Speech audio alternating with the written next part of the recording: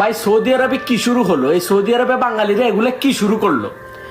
গতকালকে রাত্রে সৌদি আরব রিয়াদ হারার একটি পার্কে একজন নাহিদ নামের ছেলেকে কিছু ছিনতাইকারীরা করে করে তারপর তার থেকে মানি ব্যাগ এবং আইফোন, গাড়ি সহ বিভিন্ন রকম মালামাল ছিল সবকিছু নিয়ে যায়।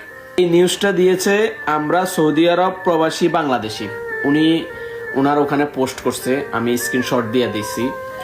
তো সৌদি আরবে এই যে সবগুলা বাঙালি ছিল, যারা ছিনতাই করছে তারা সবগুলা বাঙালি ছিল।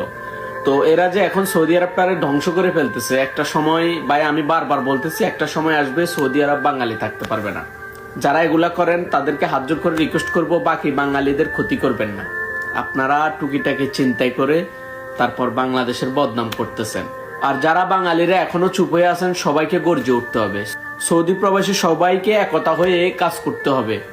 সো সবাই আর কেউ চুপ হয়ে থাকবেন না, ভিডিওটা শেয়ার করে প্রতিবাদ শুরু করুন।